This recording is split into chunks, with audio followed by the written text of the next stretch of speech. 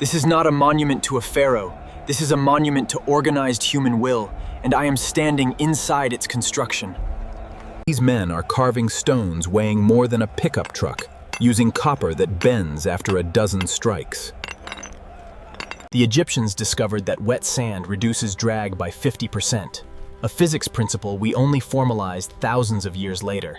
200 men pulling 20 tons, that is the ratio of human muscle to stone, and they did this 10,000 times. The ramp alone required more material than the pyramid itself, and archaeologists still argue about its exact design. At 200 feet up, one mistake sends a block tumbling down the ramp, killing everyone in its path. The casing stones were fitted so perfectly that a knife blade cannot slide between them, and they covered an entire mountain. Inside this stone mountain, workers dug tunnels through solid granite, using only dolerite pounders and copper saws. This single roof beam weighs as much as a fully loaded semi-truck, and they lifted it 40 feet into the air.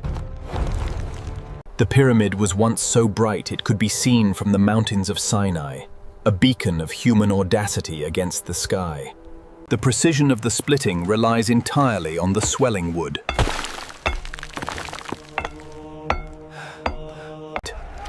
They used the local Nile silt to lubricate the entire path. Pure copper dulls quickly against the dense stone, requiring constant maintenance.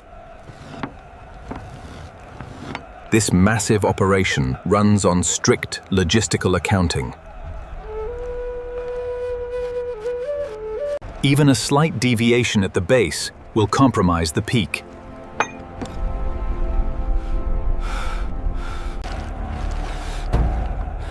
The sheer volume of mortar used between these core blocks is staggering. The limited space inside forces them to rely on pure coordination. Gravity is harnessed to ease the ascent of the heaviest stones. They have leveled the entire bedrock base using nothing but water. The entire kingdom acts as a single beating heart to feed this mountain. The king's sarcophagus was carved from a single block of Aswan granite, so hard that even copper tools took months to shape it.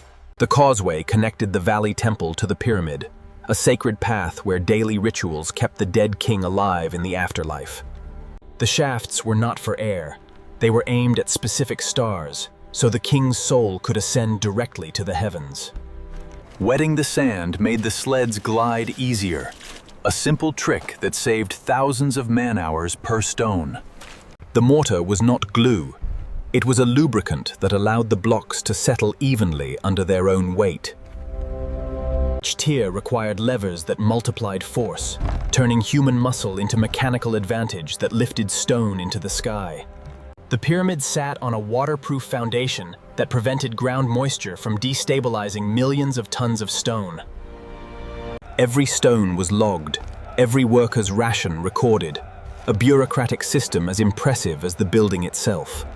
The casing stones were polished to a mirror finish, so the pyramid glowed like a second sun, visible from miles away.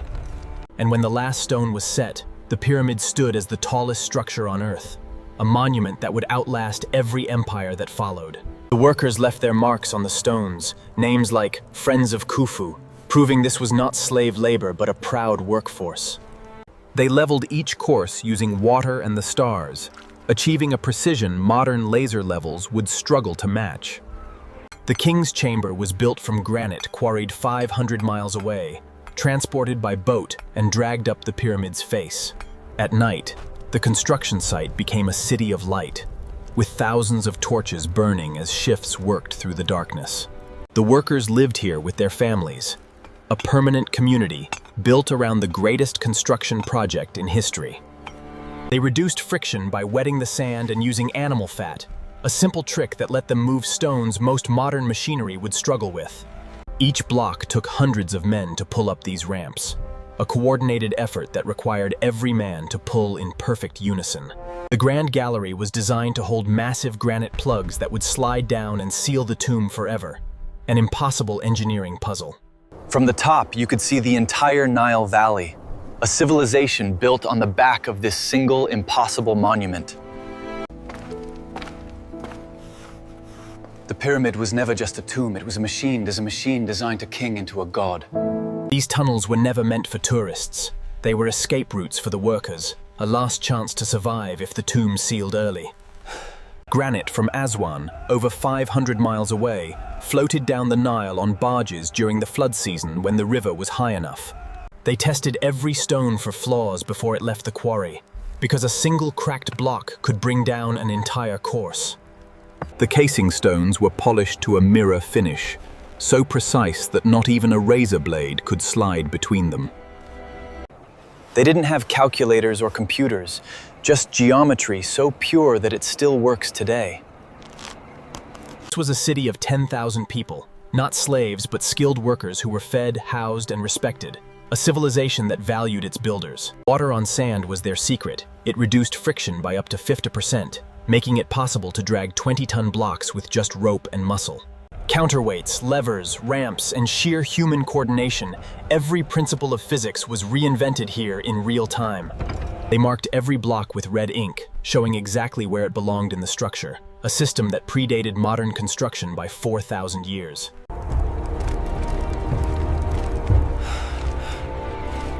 Every sunset I watch here. They used palm wood straight edges and plumb bobs made of stone, achieving a level of precision that modern laser scans can barely match. They split granite using the expansion force of wet wood, a technique that sounds primitive until you see it fracture stone like glass. The ramp system alone required enough timber to deforest entire regions, a logistical cost we still cannot fully calculate. From up here, you can see the entire operation. Thousands of men, dozens of ramps. Workers were not slaves. They were skilled laborers fed 3 meals a day, a workforce that demanded its own city. Every block was tracked like inventory in a modern warehouse, and they knew exactly how many stones arrived each day and where each one went. Copper was soft, but wet sand was harder than limestone. They used the earth itself as their cutting tool. The king's sarcophagus was carved from one piece of granite, a process that took months of daily hammering with nothing but copper and diorite. When the casing was still in place, the pyramid reflected sunlight like a mirror, visible from miles away, a beacon of human ambition. Each stone was not just placed, it was seated, locked into the weight of everything above it, a perfect marriage of mass and gravity. The ramps weren't straight, they wrapped around the pyramid like a climbing road, getting steeper as the monument grew taller. They checked every stone with tools that look primitive to us, but the precision holds to within a millimeter even today. Water on sand was their secret lubricant, reducing drag by half and letting fewer men move more weight. From up here, the scale became personal. Each rung takes me higher than any building in the world. The lever was their power tool, a simple stick that multiplied human strength into the force needed to move mountains. The relieving chambers above the king's room were designed to absorb weight, empty spaces that saved the ceiling from collapse. They used water to find level, a technique so simple it survives today. Gravity never lies. Every copper tool dulled within hours, requiring constant resharpening, a hidden labor cost that added months to the timeline. They split stone with water and wood, letting nature do the work that brute force could not. The capstone was the last piece, the moment the pyramid became complete, the moment the builders saw what they had truly made. Granite shattered copper, the hardest stone demanded the hardest labor. Each strike removed barely a finger's width of rock. At this height, one misstep meant death, and the builders worked without safety nets. The only safety was trust in the rope. They sealed the tomb from the inside. The workers who placed these plugs may never have left. They worked through the night under torchlight. The construction never stopped. The pyramid grew under the stars. Leverage turned impossible weight into manageable labor. A single man could move a ton with the right fulcrum. Every inscription was cut by hand. Each symbol carried meaning. The stones were books, and the workers were scribes. The plumb line was their compass to the sky, and they built vertical with nothing more than gravity and a string. The casing stones were polished to a mirror finish. Water rolled off them like glass. The pyramid once shone brighter than the sun. The statue was the pharaoh's eternal home, carved to last forever, a face meant to outlive the sun. When the sun fell, the pyramid became a mountain of shadows. The workers went home, but the stones stayed awake. The hieroglyphs were not decoration. They were instructions for the soul, carved so deep the stone would speak forever. Copper is soft, but with sand and patience, they cut through stone like wood. Each saw stroke cost an hour. The granite came from Aswan, 500 miles away. Every block was a journey longer than most lives. They measured with rope and knuckles, yet the base is off by less than a thumb's width, and the math was in their hands. The gaps were not mistakes. They were filled with smaller stones and gypsum mortar, and the pyramid was a single solid mass. The plugs were designed to block forever. Once the pharaoh was inside, no human hand could reopen the path. Copper softens in heat, but granite does not, and they sharpened their tools more than they cut the stone. The ramp was not a machine, it was a road made of sweat. Every step upward was paid in raw human will. The final polish was done by hand, stone against stone, until the pyramid wore the sun as its coat. At night, the pyramid looked like a piece of the sky that fell to earth, and the stars were the only witnesses older than the stone. They did not guess. They measured the stars, and the pyramid's sides still faced the four corners of heaven. The shafts were not for light. They were passageways for the king's soul, every inch cut toward the sky. Water did not just cool the stone, it turned the desert into a road. Friction was their enemy, and water was their weapon. The ceiling of the king's chamber weighs more than 1,000 men, and they lifted it with nothing but rope and patience. The stone did not break, it surrendered to their understanding, and they knew the rock better than we know concrete.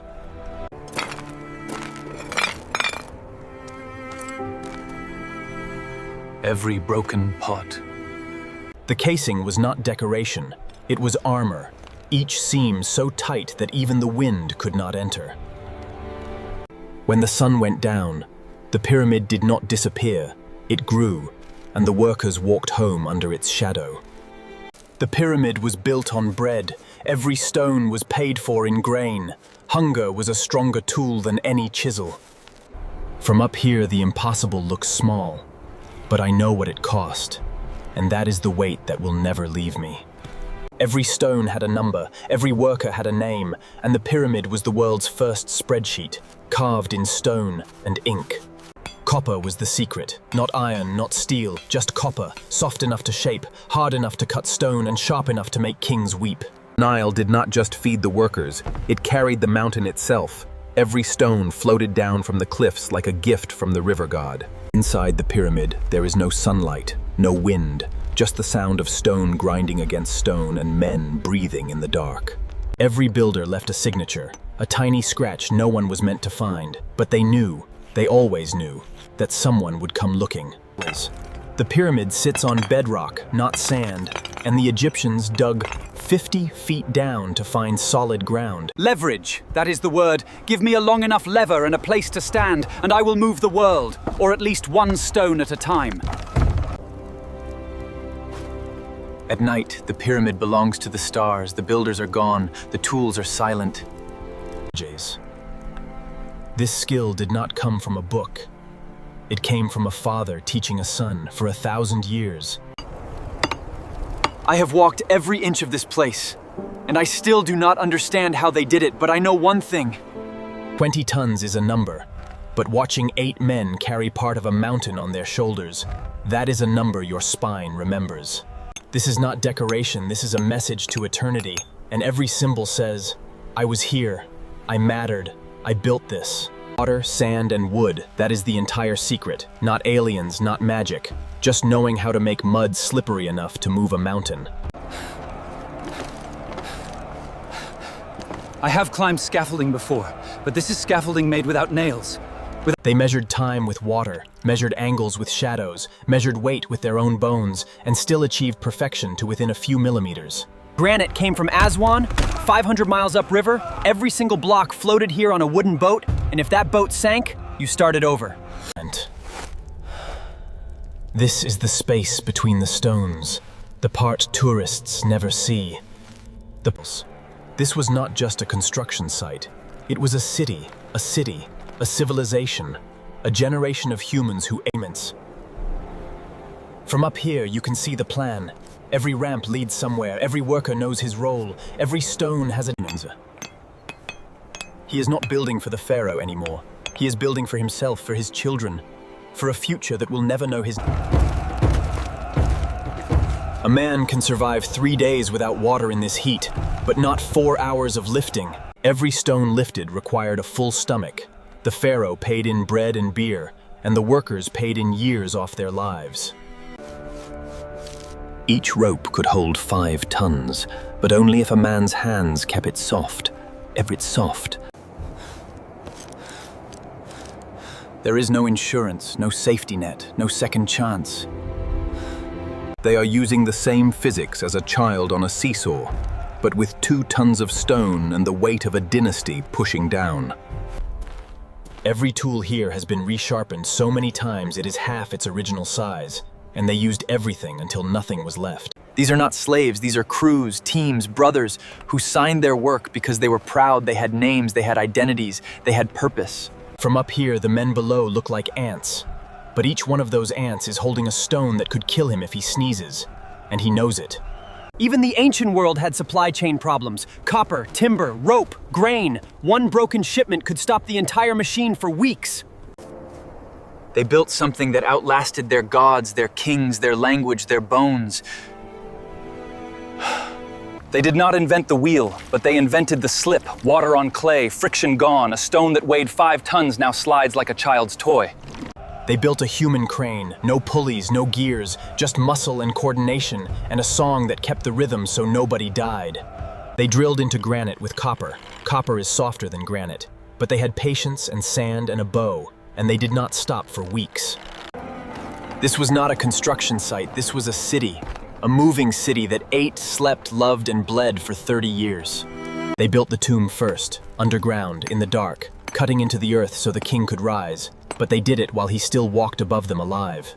Every loaf of bread was counted, every jar of beer was logged. This whole operation ran on a paper trail that should not have existed.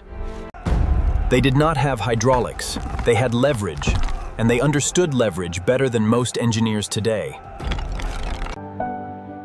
They carved statues of themselves into the walls.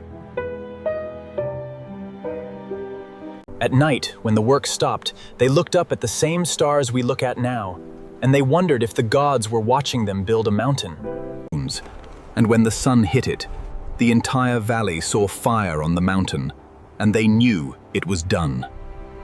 This is the king's chamber, empty except for the sarcophagus. No treasure, no gold, just a stone box, and the question of why. Granite is harder than copper, harder than bronze, yet they cut this like butter, and we still do not know how they did it without diamond tools. 50-ton beams, lifted 60 meters into the air, placed side by side with less than a millimeter gap.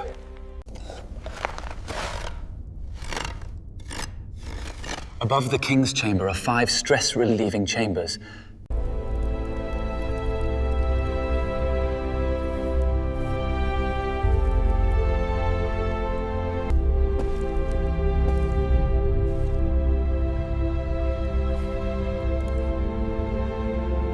Standing here, looking down at where I came from, I realized they built a vertical city inside a mountain of stone, and every inch was intentional. These shafts point directly at the constellation Orion, and for 4,000 years, no one knew why.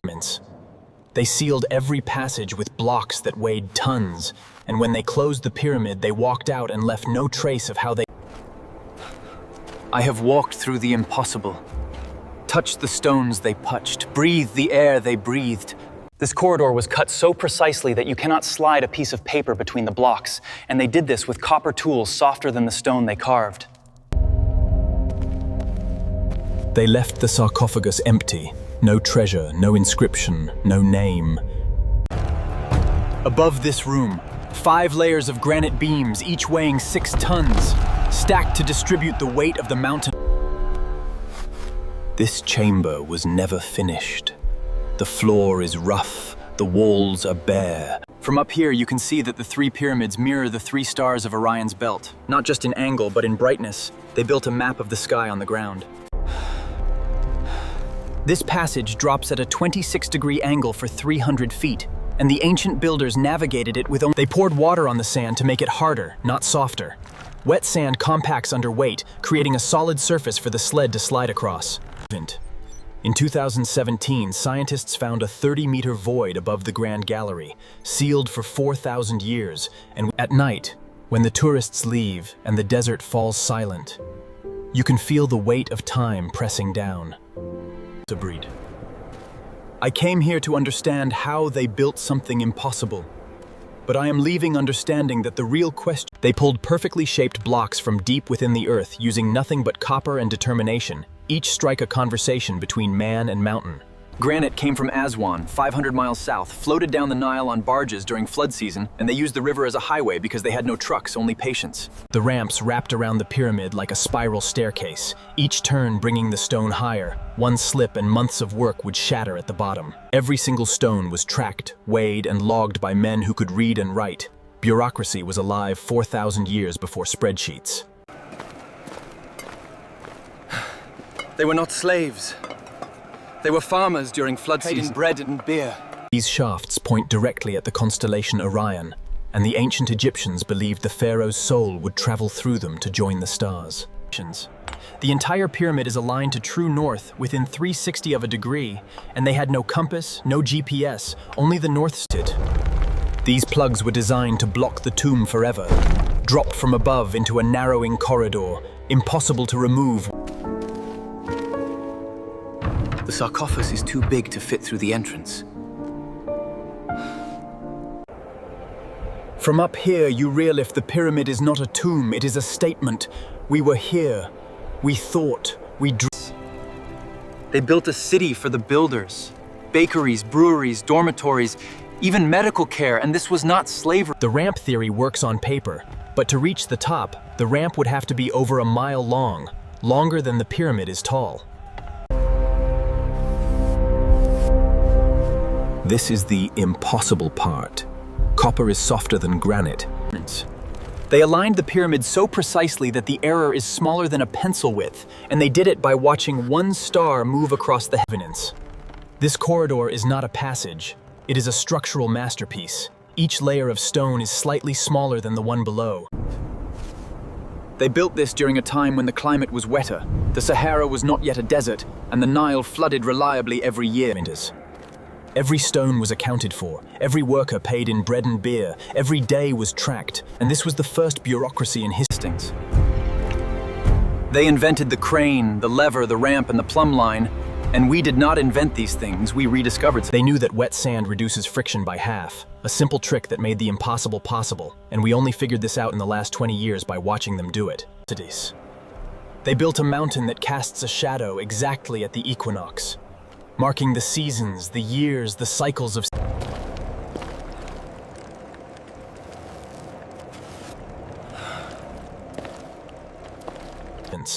These granite beams came from Aswan, 500 miles away, and they floated them down the Nile on barges that had to be...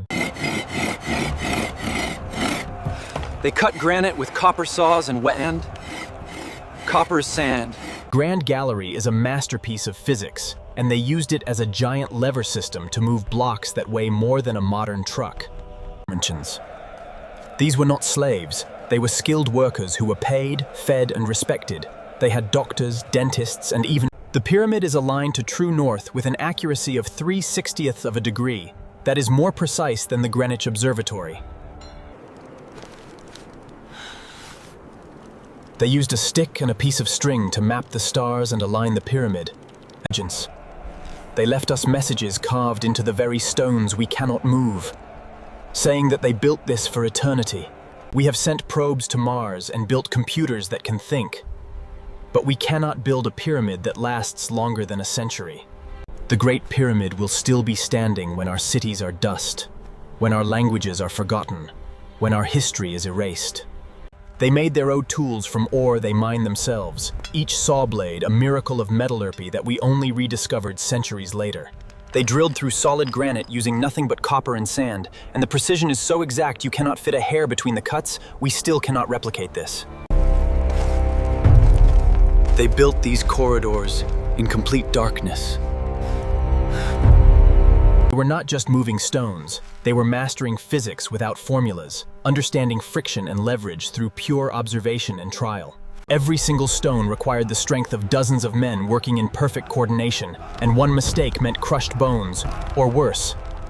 They built ramps that we cannot even model properly, using materials that would collapse in weeks, yet these ramps held for decades. These were not slaves. These were engineers, architects, carpenters, and bakers who lived here with their families.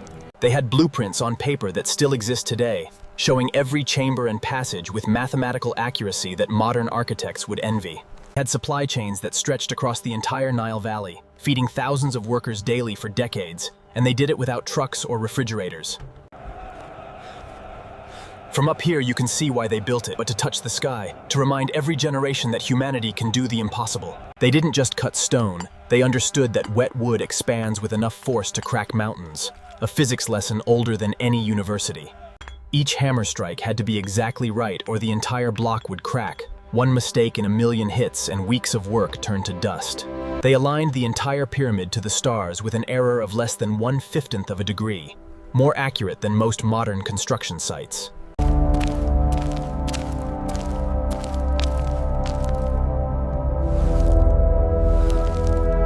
These granite beams came from Aswan, 500 miles away, and they lifted them 60 stories high without a single crane or engine.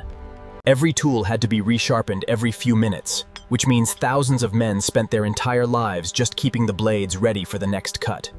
When it was new, it gleamed like a mirror, visible from miles away. A lighthouse of human ambition in the middle of nowhere. Every detail was written down, every measurement, every ritual, every payment, because they knew that building forever required accounting for every single resource. They built a water system that supplied thousands of people every day. Not for the pyramid, but for the people-mid.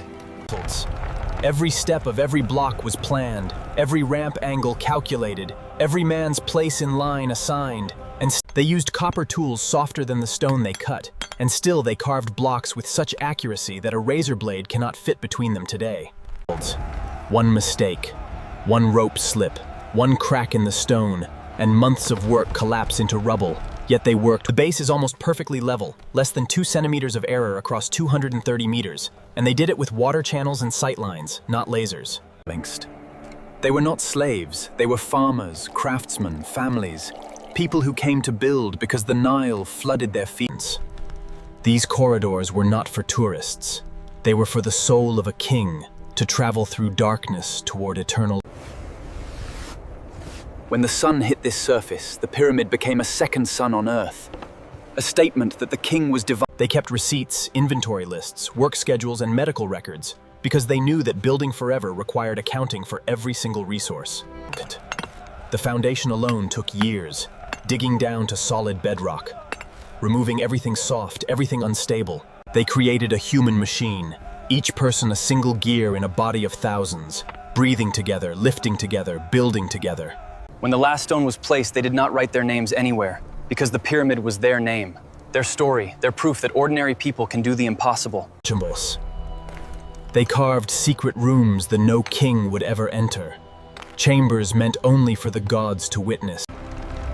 They did not have levels or lasers, so they used water and gravity and the stars, which means the most advanced building on Earth. They tested every stone before it left the quarry, because one weak block could crack under the weight of 1,000 others. When a worker died, they did not throw the body in a ditch. They gave him a proper burial with prayers and offerings. They did not leave the ramp standing, they took them apart and used those same stones to build the rest of the pyramid, which means When the sun went down, they were not slaves building a tomb. They were fathers, brothers, friends, telling stories, laughing, arguing, and dreaming of home. They created blueprints that would last 5,000 years, drawn on paper made from reeds, with ink made from soot and water.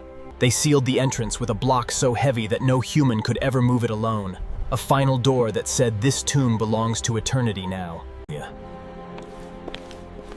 And then they walked out, sealed the last door, and left the king alone in the darkness. I realized that the pyramid was never about the king. It was about the thousands of hands that lifted each stone, the thousands of hearts that beat together. The casing stones were cut so precisely that a razor blade cannot fit between them. Yet they used only copper tools and sand. They are still finding rooms in this mountain, chambers sealed for 5,000 years, waiting for someone to open them. The workers left their signatures on the stones, not as slaves, but as craftsmen proud of their work. This sledge carried stones heavier than a car, and it did it not with engines or wheels, but with human muscle and The ramp theory works if you have enough men, enough time, and enough patience. But the ramp would have to be a mile long to reach the top, and still the math barely holds. The pyramid was never alone. It was the center of a construction project that involved the entire civilization, and every stone you see down there is part of the same question. The mortar between the stones contains organic compounds that are still being analyzed. The pyramid was built on bread and beer, on the labor of farmers during the flood season when they could not work the fields, and those farmers went home. As this. The Grand Gallery is angled at exactly 26 degrees, the same angle used in modern hydraulic systems. Came here looking for the answer to how the pyramid was built, but I found something different. I found that the question itself is the only answer that matters.